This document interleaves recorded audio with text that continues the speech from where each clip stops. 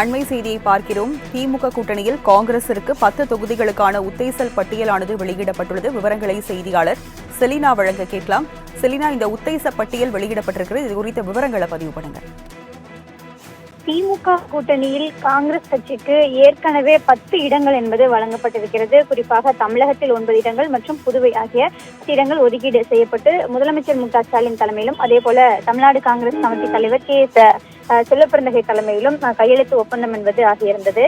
இந்த நிலையில் எந்தெந்த தொகுதிகள் அவர்களுக்கு இருக்கிறார்கள் என்பது தொடர்பான அறிவிப்புகள் மொத்தமாகவே வெளியிடப்படும். திமுக சார்பில் அதிகாரப்பூர்வமான அறிவிப்பு வெளியிடப்படும் என்று தெரிவித்திருந்தார்கள்.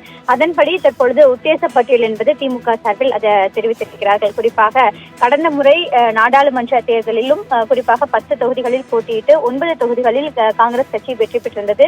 தேனியை தவிர மீதம் இருக்கக்கூடிய அனைத்து தொகுதிகளிலும் வெற்றி பெற்றிருந்த நிலையில் இந்த முறையும் அதே தொகுதிகளை வழங்க வேண்டும் என கேட்கப்பட்டிருந்தது. அதுபோக 4 தொகுதிகள் கூடுதலாக உத்தேச பட்டியலில் வழங்கப்பட்டிருந்தது. அந்த தொகுதியில் வழங்கவில்லை என்றால் இதில் ஏதேனும் ஒரு தொகுதியை வழங்க வேண்டும் என்ற கோரிக்கை முன்வைக்கப்பட்டிருந்தது.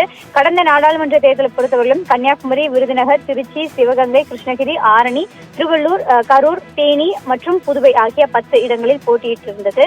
இந்த நிலையில் தற்பொழுது காங்கிரஸ் கட்சிக்கு ஒதுக்கப்பட இருப்பதாக திமுக சார்பில் உத்தேசப்பட்டியல் தெரிவிக்கப்பட்டிருக்கிற தொகுதிகள் என்னவென்றால் கன்னியாகுமரி, விருதுநகர், மயிலாடுதுறை, ஆரணி, தேனி, சிவகங்கை, கிருஷ்ணகிரி, புதுவை, அதே போல திருவள்ளூர் அல்லது தென்காசி தனி தொகுதியில் ஏதேனும் ஒரு தொகுதியை, அதே போல கோவை அல்லது கடலூர் என 10 தொகுதிகள் தற்போது உத்தேச பட்டியலில் வெளியிடப்பட்டிருக்கிறது.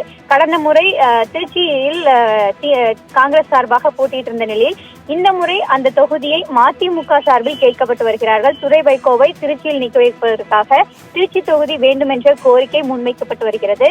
அதனால் திருச்சி தொகுதியை காங்கிரஸ் கட்சிக்கு ஒதுக்காமல் அதற்கு பதிலாக மயிலாடுதுறையை ஒதுக்குவதாக தெரிவித்திருக்கிறார்கள். மேலும் தென்காசி தொகுதியை பொறுத்தவரையிலும் இந்த முறை திருவள்ளூருக்கு பதிலாக தென்காசி கொடுப்பதற்கான வாய்ப்பு இருப்பதாகவும் தெரிவித்திருக்கிறார்கள். கடலூரை பொறுத்தவரையிலும் கடலூருக்கு பதிலாக கோவை ஆகிய இந்த 3 தொகுதிகள் மட்டுமே மாற்றப்படுவதற்கு வாய்ப்பு இருப்பதாக தெரிவிக்கப்பட்டிருக்கிறது. கடந்த முறை வெற்றி வாய்ப்புகள் எவ்வாறு இருந்ததோ அதைவிட அதிகமான வெற்றி வாய்ப்புகள் இருக்க வேண்டும் என்பதற்காக திமுக சார்பில் ஏற்கனவே பல்வேறு கட்ட பேச்சுவார்த்தை என்பது நடத்தி முடிக்கப்பட்டிருந்த நிலையில் கடந்த முறையை போலவே இந்த முறையும் 10 தொகுதிகள் காங்கிரஸ் கட்சிக்கு ஒதுக்கீடு செய்யப்பட்டிருக்கிறது.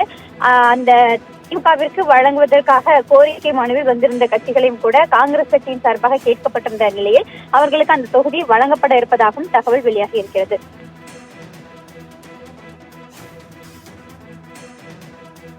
விவரங்களுக்கு நன்றி செலினா.